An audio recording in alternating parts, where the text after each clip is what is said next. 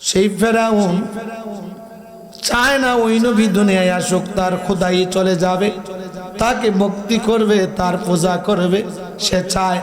আর আল্লাহর ইবাদত থেকে মানুষকে গাফেল রাখলো। 40,000-এর অধিক শিশু কতল করে ফেললো, শহীদ করে ফেললো।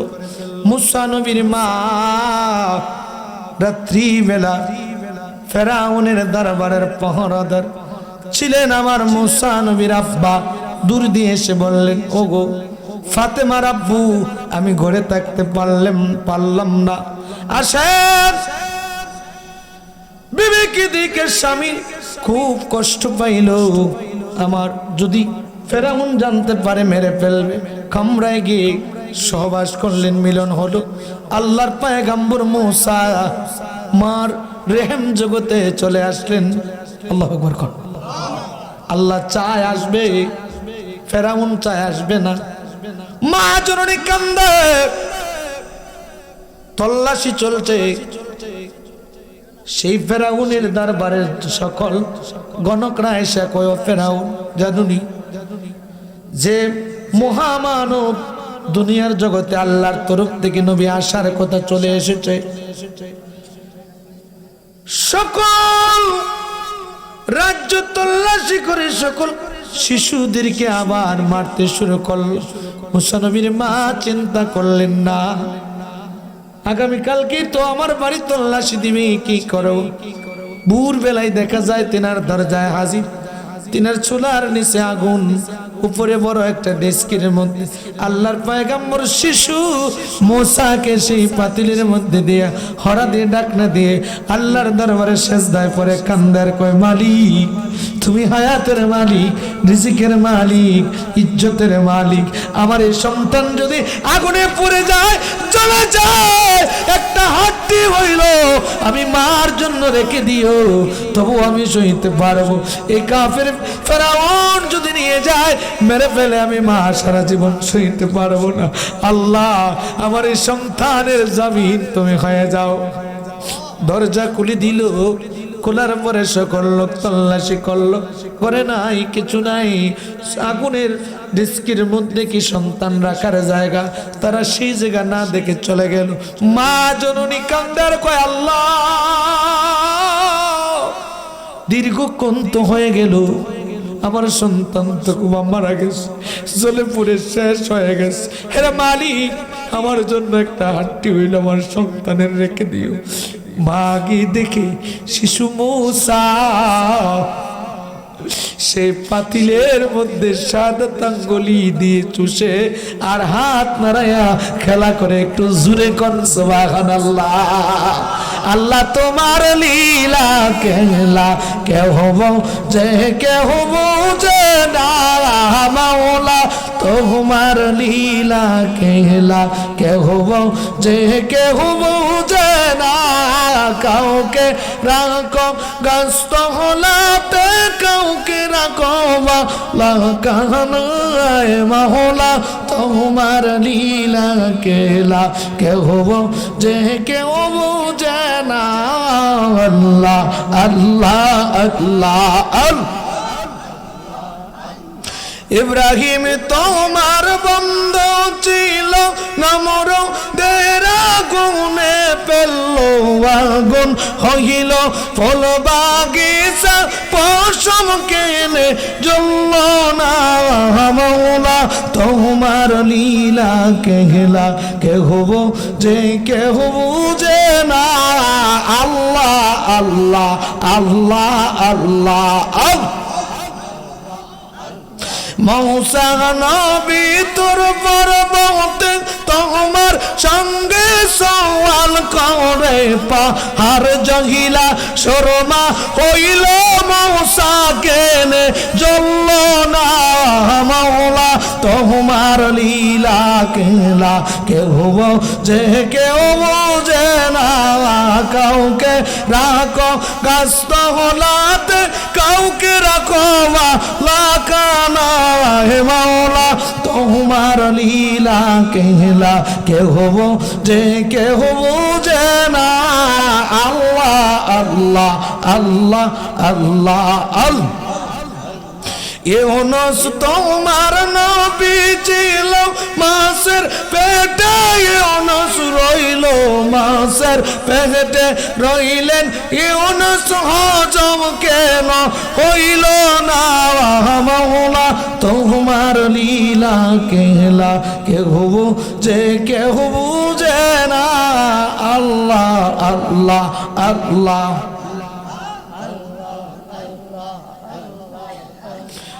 লা ইলাহা ইল্লাল্লাহ মুহাম্মাদুর রাসূলুল্লাহ সাল্লাল্লাহু আলাইহি ওয়াসাল্লাম। একটু জোরে কোন আল্লাহু আকবার। বলেন তো রক্ষা করার মালিক কে? বাঁচাইবার মালিক কে? হায়াতের মালিক কে? যিনি পাঠাইছেন তিনি চান মুসা নবুয়তের দাওয়াত দিবে, আল্লাহর বেজুরানা বান্দাদেরকে আল্লাহর সাথে জোড়াবে। তিনি তাওরাত কিতাবের মানুষের কাছে কালেমার দাওয়াত দিয়ে আল্লাহর রাস্তায় আহ্বান করবে। আল্লাহ চান রাখবে। ফেরাউনের কি কোনো ক্ষমতা আছে মারার? আওয়াজ হয় নাই আছে মারার?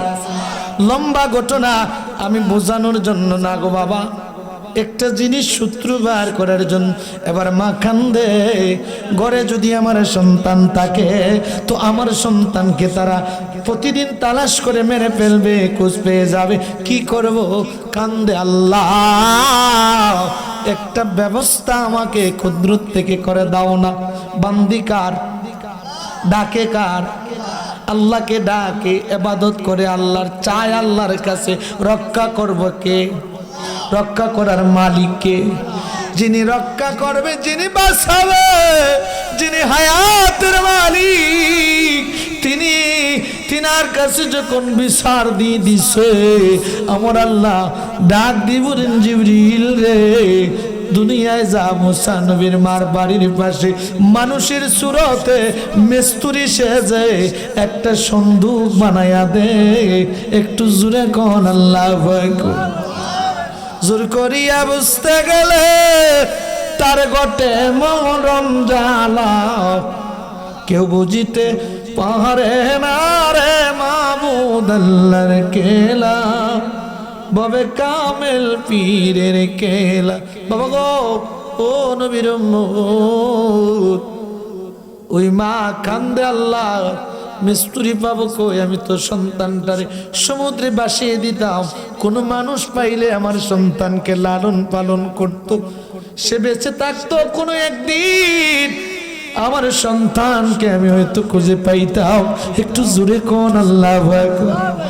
আল্লাহ বলেন, মুসার মারে টেনশন করিস না, আমি আল্লাহ তোর পক্ষে আছি। তুই যেহেতু আমি আল্লাহর ইবাদত করিস, আমার কাছে চাস, আমার কাছে চাস, বান্দি টেনশন করিস না, মুসার জামিনদার আমি আল্লাহ। জিবরিল আমিন বলল, রাস্তায় দিয়ে যায়, মা দেখে বলল, হো মিস্তুরি একটা সন্দুক বানাইয়া দিবানি? বলে কত বড় হবে? বলে একটা শিশু রাখা যায় করে। বলে হ পারবো। বলে কিছু তক্তা দাও। 5টা তক্তা দিলেন। সুবহানাল্লাহ। আওয়াজ হয় না? জোরে কোন সুবহানাল্লাহ। 5টা তক্তা দিয়ে সন্দুকের নিজ দ্বারটা তৈরি করলেন। আল্লাহ ডাক দিয়ে বলেন, জিবরিল রে, সন্দুক খালি বানাইলি হবে না, তার ইঞ্জিনের প্রয়োজন। কাজ করো, শেষ জামানার নবীর 4 জন সাহাবীর নাম লিখে দাও। একটা তক্তার মধ্যে লিখে দেওয়া শেষ জামানার নবী রাহমাতুল লিল আলামিন মুহাম্মদ মুস্তাফা সাল্লাল্লাহু আলাইহি ওয়াসাল্লাম। সেই তক্তাটারও সামনে রাখবা 4 জন সাহাবীর নাম। হযরত আবু বকর সিদ্দিক রাদিয়াল্লাহু তাআলা আনহু, হযরত ওমর রাদিয়াল্লাহু তাআলা আনহু, হযরত উসমান রাদিয়াল্লাহু তাআলা আনহু, হযরত শেরে খোদা আলী রাদিয়াল্লাহু তাআলা নু 5টা নাম লিখে দিবা। যদি বাইতুল নদীর হয় রে যেখানে গন্তব্যে যাওয়ার এটা উজান যাইব এই নামের উসিলা। রে মুর্শিদ নামের বাদাম তুইলা তরি দেবার ছায়া ও নাইয়া রে তবে মঞ্জিলে পৌঁছাইবারে ঘুমাই ও নাইয়া রে। রে কামেল পীরের চরণ ধরে যাও কেন নিরাশ হইয়ার। আরে তুফান বাধা যতই আসুক মুর্শিদ আছে চাইয়া নাইয়া রে তবে মঞ্জিলে পৌঁছাইবারে ঘুমাইয়া। অবাক উসিলা সৃষ্টির শুরু থেকে কিয়ামত পর্যন্ত উসিলাটা থাকবো। আদম আলাইহিস সালাম থেকে আমার নবীর যুগ খাতামান নবীন পর্যন্ত এই উসিলা ছিল আল্লাহ পাওয়ার নবী। নবী মাইয়াতির রাসূলা ফাকাদ আতি আল্লাহ, যে রাসূলের ইত্তেবা করলো আনুগত্য করলো রাসূলকে অনুকরণ করলো বলে আল্লাহর আনুগত্য করলো। একটু জোরে কোন সুবহানাল্লাহ। এখন প্রশ্ন করবেন হুজুর আমরা তো নবীর জামানায় না বেলায়েতের জামানায়, আমরা এখন আল্লাহকে কেমনে পাবো?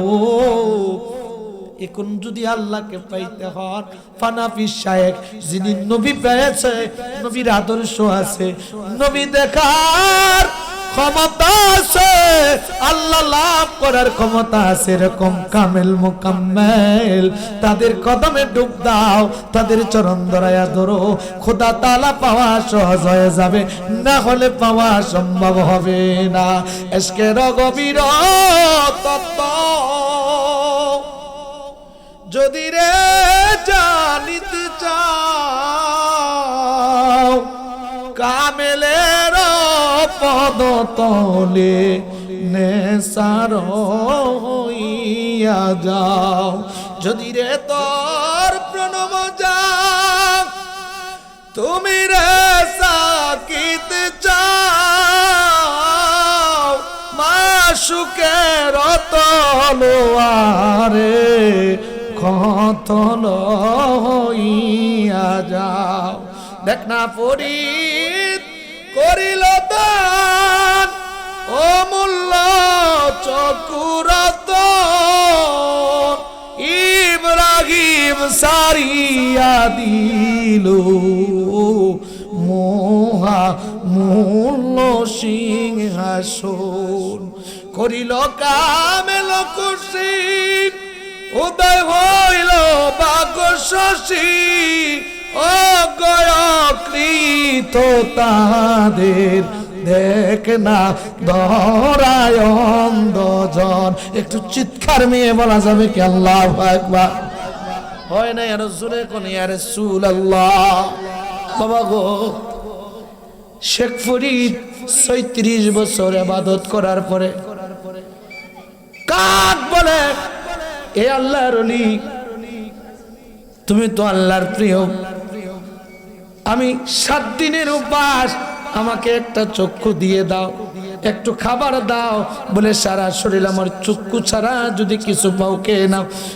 দেখলো শরীরে কিছু নাই, একটা চক্ষু নরম ব্যতীত, একটা চক্ষু দিয়ে দিলেন। আর একটা চক্ষু খাওয়ার জন্য আরেকটা মেহমান আসলো, সেই মেহমানটাকেও কাক ওই আরেকটা চক্ষু দিয়ে দিল। যখন জাহিরে 2টি চক্ষু দিয়ে দিল, অন্তরের 2টি চক্ষু আমার আল্লাহ দান করে দিল। একটু জোরে কোন সুবহানাল্লাহ। ইব্রাহিম বলকের বাদশা আদম নতুন বিবাহের পরে বাদশাহী চেহারে ওনার পীর মুর্শিদ খাজা খিজির আলাইহিস সালামের উসিলা পাইয়া জঙ্গলে চলে গেল। ৩৬ বছর পর্যন্ত কাটালো। তখন জঙ্গল ছেড়ে মক্কা নগরীতে চলে গেল। ওই ইব্রাহিম আদম আল্লাহ লাভ করার জন্য সব ছাড়তে রাজি, তবে আল্লাহর নাম থেকে এক মুহূর্তের জন্য জুদা হয়ে নাই। তারা ছিল কামেল মুকাম্মেল, তারা ছিল আল্লাহওয়ালা নবীওয়ালা, আল্লাহওয়ালা নবীওয়ালা, আল্লাহওয়ালা নবীওয়ালা। তারা ইহ জগতেও দামি, পর জগতেও দামি। একটু জুড়ে কোন সুবহানাল্লাহ। মা কান্দে, মিস্ত্রি সন্দুক বানিয়ে দিয়ে চলে গেল। মা জননী সন্তানকে টাওয়াল্লি রুমাল্লি সন্দুকে ভরে সমুদ্রের দজলা নদীতে ছেড়ে দিলেন। বড় মেয়ে ফাতেমাকে বললেন, মা দেখিস সন্দুকটা কোন দিকে যায়, আমি মার কাছে খবর জানাস। মা সবচেয়ে দামি জিনিস পৃথিবীর বুকে, মা মা মা। মায়ের মতন আপন আর কেউ হয় না রে মানুষ।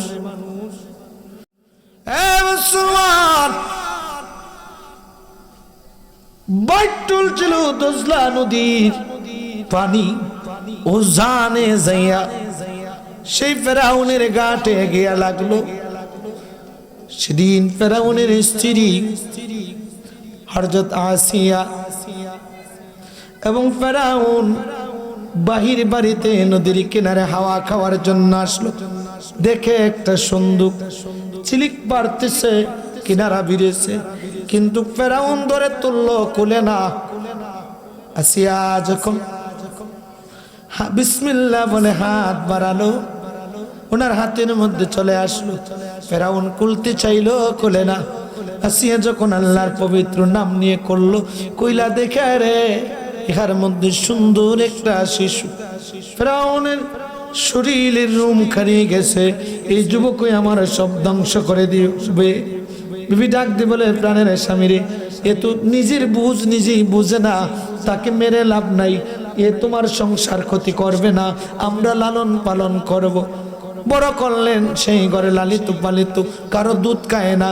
মা মা জননীর দুধ, মা জননী কান্দে, ও আল্লাহ আমার বাচ্চা সন্দুকে তাইকে কি খাইব, আমার বাচ্চা ফেরাউনের ঘরে গিয়ে কি খাইব, আমার সন্তান কি আর আমার বুকে আসবে না।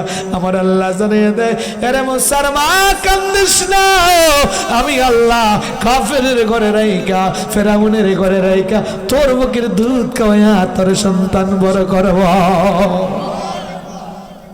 মালিক কে? আওয়াজে হয় নাই কে? বিশ্বাস হয় না আপনি আমার মালিক যে আল্লাহ? জোরে কোন কে? আল্লাহকে আল্লাহ বলে ডাকতে কি শরম লাগে? যে মালিক প্রতিদিনের রিজিক আসমান থেকে বাজেট করে। কষ্ট নিবেন না বাবা। ওমা মিন দাব্বাতি ফিল আরদি ইল্লা আলাল্লাহি রিজকুহা। এমন কোন প্রাণী নাই যে তার রিজিকের জামিন আমার আল্লাহ হয় না। একটা মুরগি মোরগ যা ঘরে পালন করেন, খালি পেটে ঘর থেকে বাইর হয়ে যায়, সন্ধ্যাবেলা তার উদর ভরে ঘরে ফিরে। ঠিক না বেটি? একটা পাখি গাছ থেকে বাসা থেকে খালি পেট নিয়ে বাইর হয়, সন্ধ্যাবেলা তার উদর ভরে খাবার নিয়ে সারা রাত্রির জন্য সে বাসায় ফিরে। সেই খাবার জোগাড় করে দেন যিনি, তিনি কে? আওয়াজ হয় নাই জোরে কোন কে? মুসা নবীকে ফেরাউনের ঘরে রাইকা মার দুধ খাওয়ায় আল্লাহ বড় করে। মুসা নবীর মুজিজা দেখে শিশু পালেন যিনি, মা আসিয়া, তিনি দেখলেন এই শিশু সাধারণ কোন শিশু না। সেই শিশু আশ্চর্য জন্মিত কিছু কাজ কাম আছে তিনার। নবী যিনি হবে সেই বাজেট আমার আল্লাহ রোজে আজলে রুহ জগতে করে দিয়েছেন। একটু জোরে কোন সুবহানাল্লাহ। মানুষ আইব রে এক নজর দেখিতে, মানুষ আইব রে বড়ই পাতা গরম জলে গোসল করে। আরে মানুষ গোসল করাইয়া চারজনে চার কান্দা নিবে যাবে গুরুস্থানে চইলা রে এক নজর দেখিতে মানুষ আইব। লম্বা করব না, আমি একটু সামনে, আমার আলোচনা আরো রয়েছে, কষ্ট যদিও হয় আমি একটু বলে যাব। ওই মহিলা চিন্তা করলেন এই শিশু যে পথে আমি আসিয়াও যাব সেই পথে একটু জোরে কোন সুবহানাল্লাহ। কিছুদিন বড় হওয়ার পরে সেই ফেরাউনের রাজত্বের এক ব্যক্তি, তার দরবারের বড় খাদেম একজন নিরীহ মানুষের আঘাত করতে লাগলো। যখন আঘাত করলো তিনি রাস্তায় দিয়ে যান। মুসা নবী খুব রাগী নবী ছিলেন, রাগ যখন উঠতো মাথায় আগুন উঠে যাইতো। এমন এক দোষী মারছেন তাকে জমিনে শেষ করে দিয়েছেন, কতল হয়ে গেছে। তখন তিনি চিন্তিত, দরবারে সারা পড়ে গেছে কে মারলো কে মারলো। এবার দেখা যায় মুসা নবীর খবর হয়ে গেছে। ফেরাউন কয় সেই সন্তান আমার সব ধ্বংস করে দিবে। না না, হবে না হবে না। এক পর্যায়ে মুসা নবী সে স্থান ছেড়ে কিছু দূরে চলে গেলেন। পুনরায় তিনি দীর্ঘদিন পরে দাওয়াত নিয়ে আসলেন মুসলমান হওয়ার জন্য। এই ঘটনা একটু পরে বলি। ওই আল্লাহর মায়ার বান্দি আসিয়ার কথা একটু বলি। আসিয়ার দাসীও কয় আমার মালিকিনী যে পথে আমিও যাব সেই পথে। একটু জোরে বলা যাবে কি সুবহানাল্লাহ? সেই পথটা কোন পথ? ইহদিনাস সিরাতাল মুস্তাকিম। এটাই হলো সবচেয়ে বড় পথ, যে পথে পুরস্কৃত হয়েছে।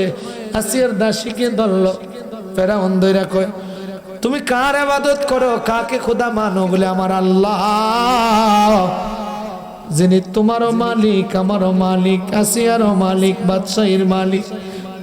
সুবহানাল্লাহ। আমার খোদা মানো না? বলে না, তুমি খালা একটা মানুষ, দেখতে বিশ্রী, তোমার কি ইবাদত করো? যিনি পৃথিবীটা বানাইছে আল্লাহ পাক 6 দিনে সুন্দর করে বানাইছে। সুন্দর ফুল, সুন্দর ফল, মিঠা নদীর পানি। খুদা তোমার মেহেরবানি, খোদা তোমার মেহেরবানি। শ্রেষ্ঠ নবী দিলাম রে তরিয়ে নিতে, রোজ হাসরে পথ না ভুলি, তাই তো দিলে আল কুরআনের বাণী। খোদা তোমার মেহের, খোদা তোমার মেহের। ডাক দিয়ে বললেন দরবারের মানুষদেরকে, ও আমার দরবারের সেনারা, একটা কড়াই তেল গরম করো। গরম করা হলো। আসিয়ার দাসীকে বলা হলো, দেখ আমাকে খোদা মানবি না এই খোদার ইবাদত ছাড়বি, না হয়তো তুই এই তেলের মধ্যে পড়ে তোকে বিরান করে শেষ করে দেব, তুই মারা যাবি।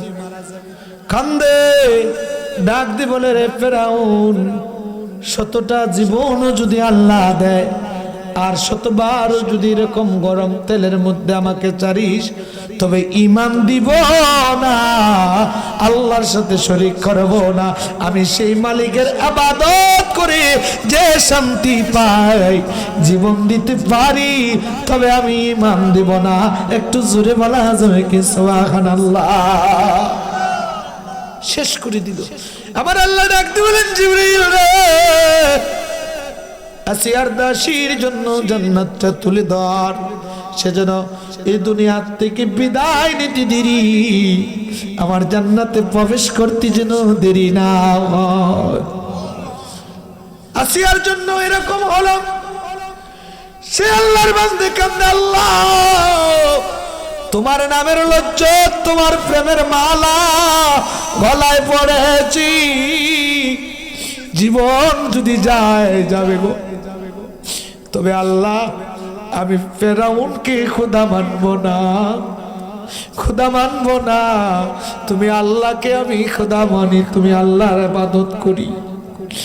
এক পর্যায়ে সেই গরম তেলের মধ্যে তাফসীরের মধ্যে এসেছে বহু শাস্তি দিয়া আল্লাহর বান্দিকে দুনিয়া থেকে বিদায় যেদিন যে সময় করবে, হাত বাঁধলো, পা বাঁধলো, সারাটা শরীর, কোন তাফসীরে এসেছে সারা শরীরে আঘাত করে ছিড়াইয়া অনেক কষ্টদায়ক লবন্দি ওই আল্লাহর বান্দিকে যখন তেলের মধ্যে ছেড়ে দিবে, আল্লাহ ডাক দিয়ে বলে, জিবরিল রে, দুনিয়ায় যা যা, যে আমার বান্দি আমি আল্লাহর জন্য, আমি আল্লাহরে খুশি করার জন্য ঈমান দেয় নাই, শিরিক করে নাই, আমি আল্লাহ আমার বান্দির জন্য অনন্তকালের একটা জীবন, শান্তির একটা জীবন, সুখের একটা জীবন আমি আল্লাহর মহা নিয়ামত জান্নাতে দান করব। একটু জোরে কোন সুবহানাল্লাহ। সেই ওয়াহুদা ওয়া রাহমাতুল লিল মুমিনিন, যারা ঈমানদার, ঈমানদারদের জন্য আল্লাহ হেদায়েত দান করেছেন, নবী আলাইহিস সালামকে রহমত হিসেবে প্রেরণ করে। জোরে কোন সুবহানাল্লাহ। আওয়াজ হয় না, জোরে কোন সুবহানাল্লাহ। বাবার একটু সময় তো এই মশা নবী দীর্ঘদিন দুনিয়ার জগতে দাওয়াত দিয়েছেন। এই জাতিগুলা, বহু জাতি আল্লাহ ধ্বংস করেছেন দুনিয়ার জগতে। আর সামুদ জাতি, এগুলো ধ্বংস করেছেন নূহ নবীর জামানার নিজের আপন সন্তান কেনান সহ। বহু কাফের ধ্বংস হয়ে গেছে, দুনিয়ায় থাকতে তারা জাহান্নামের সার্টিফিকেট নিয়ে গেছেন। তো আখিরি নবীর উম্মতকে আল্লাহ এরকম না, এটা একটা আলাদা সিস্টেম। কার জন্য? কার জন্য? আপনি আমার নবী রাহমাতাল লিল আলামিনের জন্য। আমরা ভাগ্যবান, দামি নবীর দামি উম্মত। সেজন্য আমার নবী বলেন, উলামায়ে উম্মতিকা বানি আম্বিয়াই ইসরাইল, বনি ইসরাইলের নবীদের চেয়েও আমার উম্মতের এক শ্রেণীর উম্মত হবে দামি। এরা চাইতে দেরি আল্লাহ দিতে দেরি করবে না। কোন সুবহানাল্লাহ। সেজন্য বলছি বাবা, আলেমদের সঙ্গে থাকবেন, আলেমদেরকে ভালোবাসবেন, আলেম ওলামাদের পীর মাশায়েখের সহবতে থাকবেন। অন্যদিকে না, আমি একটু সামনে যাই। আমার নবীর একজন উম্মত, নাম ছিল হাসান বসরি। তিনি ছিলেন তাবিনদের অন্তর্ভুক্ত, জিনার আম্মা ছিলেন রাসূল সাল্লাল্লাহু আলাইহি সাল্লামের স্ত্রী উম্মাতুল মুমিনিন সালমা রাদিয়াল্লাহু তাআলা আনহার দাসী, যার খেদমতে দীর্ঘদিন ছিলেন। তিনি সেই সালমা রাদিয়াল্লাহু তাআলা আনহার কোলে শৈশবে ছিলেন। সেই হাসান বসরি 70 বছর পর্যন্ত আল্লাহর ইবাদত বন্দেগী করেছেন। একদিন তিনি দেখেন, ও নবীর উম্মত, আল্লামা ইমাম কুরতুবী রাহমাতুল্লাহ আলাইহি তিনার তাসকিরা নামক একটা কিতাবের মধ্যে সুন্দর করে বর্ণনা করে, জানাজার একজন মাইয়িতকে কাঁধে করে 4 ব্যক্তি নিয়ে যাচ্ছে। জানাজার পরে কবরে শোয়াবে। একটা আওয়াজ আসলো, কবরে তোর মধ্যে এমন একটা ব্যক্তি রাখা হবে যাকে মুহূর্তে আমরা দাফন করব, তার জন্য ভালো একটু ব্যবহার চাই। তাকে তুমি আদর যত্নে তোমার মধ্যে রেখে দিও। কবর আওয়াজ দিল যে সে এত গুনাহ, পাহাড় পরিমাণ গুনাহ নিয়ে আসতেছে আমার মধ্যে। সেই গুনাহগারকে এই কবরের মধ্যে খেয়ে ফেলার জন্য আমার আল্লাহ আমাকে নির্দেশ দিয়েছেন। একটু জোরে কন্যা নাউজুবিল্লাহ।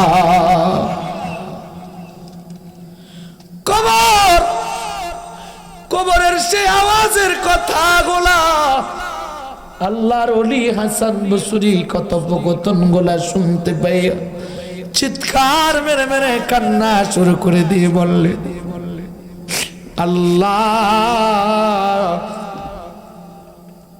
এই কবর বড় কঠিন একটা জায়গা। আল কবরু রাউদাতুম মিন রিয়াদিল জান্নাহ। কারো জন্য কবরটা জান্নাতের বাগান, কারো জন্য একটা জাহান্নামের টুকরা। এই কবর কঠিন একটা স্থান। সে স্থানের জন্য যারা নেক আমল নিয়ে যাবে তারা দাবি কান্না করতে করতে তিনি তেনার আওলাদের খোঁজ করে বললেন। তার আওলাদরা ওই মহিলার জন্য দোয়ার ব্যবস্থা করলো, আয়োজন করলো।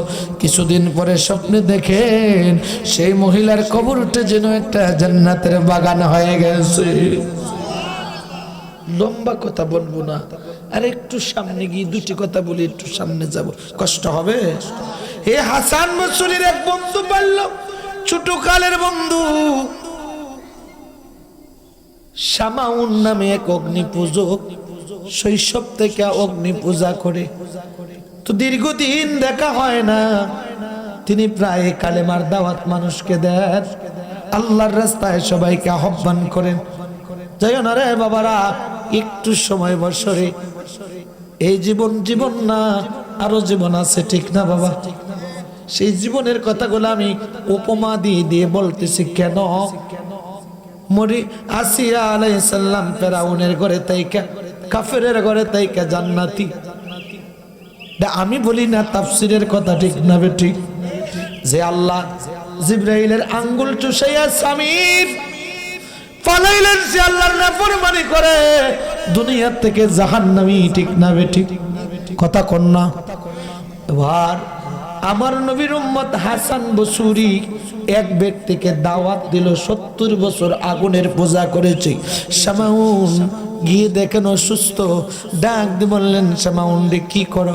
বলে শরীরের হালকাল ভালো না বন্ধু, এখন আর ভালো করে পূজা দিতে পারি না।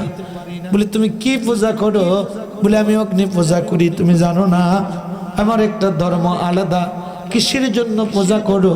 কয় পরকালীন জীবন যাতে আগুনে না জ্বলি, সেজন্য দুনিয়ায় থাকতে সে আগুনের পূজা করি। বলে এর শামাউন এত অজ্ঞ তুমি যে আগুনের পূজা করো? বলো তো দুনিয়ায় যদি আগুন জ্বালায়া আগুনের মধ্যে হাত দাও, তোমার হাত কি আগুন পড়বে? বলে হ্যাঁ অবশ্যই পড়বে। তো তুমি এই কেমন আগুনের পূজা করলে? যে আগুন থেকে পরিত্রাণ আখিরাতে পাওয়ার জন্য, যে আগুন থেকে বাঁচার জন্য আখিরাতে তুমি এই দুনিয়ায় আগুনের পূজা করলে, দুনিয়ায় ছাড় দিল না, পরকালে তুমি বাঁচবা কেমনে বুঝলা? আমি এমনে খোদার ইবাদত বন্দেগী করি, যে মালিকের ইবাদত বন্দেগী করলে দুনিয়ায় আগুনে জ্বালায় না, পরকালেও জ্বালাবে না। একটু জোরে কন আল্লাহ। আমি কোন নাম লইয়া ডাকব তোমার, মায়ার আল্লাহ গো, আমি কোন নাম লইয়া ডাকব তোমার। আরে রহমান বললেই দয়া করো, রাহিম বললে মায়া করো, সত্তর নামে ডাইকা রাখো, গাফফার নামে ক্ষমা পাই, কোন নাম লইয়া ডাকবো তোমারে, মায়ার আল্লাহ গো, আমি কোন নাম লইয়া ডাকবো তো। শামাউন ডাক দি কই রে হাসান বসরি, সত্যি কি? বলে হ্যাঁ। তাহলে আগুন জ্বালাও দেখি। আগুন জ্বালালো, দুজন একসাথে আগুনে হাত দিল, কারো হাত পড়ল না। আল্লাহু আকবার। এবার আমার আল্লাহ ইলহামের মাধ্যমে জানাইয়া দেন, হাসান বসরি রে একসঙ্গে না, আলাদা আলাদা। সুবহানাল্লাহ, জোরে কোন আল্লাহু আকবার। হাসান বসরি আগুনে হাত দিলে একটা পশম পড়ে না। শামাউন যখন হাত দিল গো, হাত দিতে দেরি, আবার টাইনা আনতে দেরি করলো না। এবারে ডাক দে কয়, হাসান বসরি রে, তোমার খোদাকে আমি যে 70 বছর গুনাহ করেছি, শিরিক করেছি, আল্লাহ কি মাফ দিবনি আমারে? আমি যদি ওই আল্লাহর ইবাদত করি, ওই আল্লাহর প্রতি ঈমান আনি। হাসান বসরি ডাকতে বললে, আরে শামাউন, এই কালেমার পতাকার তলে ইন্নাদ-দীনা ইনদাল্লাহিল ইসলাম, আল্লাহর এই মনোনীত ধর্মের মধ্যে যারা প্রবেশ করবে, ইযা জাআ নাসরুল্লাহি ওয়াল ফাতহ, হাবিব অপেক্ষা করো, যখন দেখবেন আপনি কাফেররা দলে দলে ইসলামে প্রবেশ করবে, অন্যদিকে নাই এই বাবার একটু টাকা, আমি হয়তো গুনাহগার, আমি আপনাদেরকে আলোচনা করে সান্ত্বনা দিতে পারবো না, আমি আজকে রাতে এখনই মাইক ছেড়ে মাদারীপুর চলে যাব, সেই ফরিদপুর মাগুরা নড়াইলের সাইটে সেই মাদারীপুর। শামাউন কান্দে হাসান বসরি রে, তোমার আল্লাহ কি আমাকে মাফ করবে? অবশ্যই আল্লাহ মাফ করবে। তাহলে আমার একটা শর্ত রয়েছে। কি শর্ত? তুমি ওয়াদা দাও, আমার একটা লিখিত দিবে, আমি 70 বছর অগ্নি পূজা করেছি, আমি মরে যদি যাই আমার সঙ্গে একটা লিখিত দিবে, কবরে যেন রে আমাকে আযাব না দেওয়া হয়, ভালো ব্যবহার করা হয়, আমি কবরের আযাব সইতে পারবো না। বলে দেবা লেখলেন হাসান বসরি, সে কালেমা পড়ে মুসলমান হয়ে গেল। 3 দিন গেল না, শামাউন মারা গেল। মারা যেদিন গেল হাসান বসরির কাছে কবর গেল, কাঁদতেছে হাসান বসরি। এশার নামাজ বাদ 500 মর্তবা দুরূদ শরীফ নজরানা দিয়ে কান্দে, আল্লাহ জান্নাতে দেওয়ার মালিক তুমি, জাহান্নামে দেওয়ার মালিক তুমি। তোমার বান্দা কি ইবাদত করে নাই? 3 দিনের মাত্র মুসলমান, কি ইবাদত তোমার করব? সে 70 বছর অগ্নি পূজা করেছে, আমি তার ওয়াদা দিয়েছি কবরে তার জন্য ভালো ব্যবহার করা হবে, হাসরে তুমি আল্লাহ দয়া করবে। ও আল্লাহ, তোমার কালাম পড়েছি, তোমার হাবিব বলেছে যে ব্যক্তি কালেমা পড়বে লা ইলাহা ইল্লাল্লাহ ফাকাদ দাখালাল জান্নাহ, সে ব্যক্তি আল্লাহ তোমার জান্নাতে প্রবেশ করাইবা। সে কালেমা পড়েছে। ও রব্বে কারীম, আমি সে দিক দিয়ে লক্ষ্য করে ওয়াদা দিয়েছি, সে কালেমা পড়েছে, মুসলমান হয়েছে, তার জন্য যেন কবরে ভালো ব্যবহার করা হয়। আল্লাহ ভিক্ষা চাই, সেজদায় পড়ে লুটাইয়া হাসান বসরি কান্দে। শামাউনের জানাজা পড়াইয়া কাগজের টুকরার কাফনের ভিতরে দিয়া কবরে রাখা হলো। পরের দিন রাত্রি বেলা হাসান বসরি স্বপ্নে দেখে রে 70 বছরের ধর্মজা অগ্নি পূজক মুসলমান, নব মুসলমান, 3 দিনের মুসলমান, ইবাদত বেশি করতে পারে নাই। কয়দিন? জোরে কোন কয়দিন? মুসলমান হয়েছে। স্বপ্নে দেখেন বিরাট এক সুন্দর ফুলের বাগানে হাঁটা চলা করতেছে। ডাক দিয়ে বলেন, শামাউন রে, তোমার সঙ্গে কবরে কি ব্যবহার করা হয়েছে? তিনি ডাক দিয়ে বলে, আমাকে যখন প্রথম একজন ফেরেশতা আসলো কবরে, আয়েশা আমাকে বলল আমার আমল নামা লিখতে, আমি কিছু লিখি নাই, কাগজটারে বুকের উপরে রাইখা দিয়েছি। পরে আরো 2 জন ফেরেশতা আসলো, ওনারা আমাকে বলল 3টা প্রশ্ন, আমি 3বারই তাদেরকে কাগজ দেখাইছি। কিছুক্ষণ পরে আবার ফেরেশতাগুলো আসলো, আসার পরে আমার কবর প্রশস্ত করলো, একটা শান্তির বাগান বানিয়ে দিল। আমি এখন সুখে আছি। হাসান বসরি গো, তোমার জন্য আমি সুখে আছি, ধরো তোমার কাগজটা নিয়ে যাও, কাগজের আর প্রয়োজন নাই, আল্লাহ আমার সাথে ভালো ব্যবহার করেছে।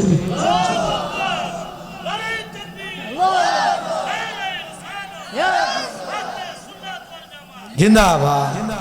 এ বাবা বন্ধুরা, হাসান বসরি ঘুম থেকে উঠে দেখেন কবরের দেওয়া কাগজ হাতের মধ্যে।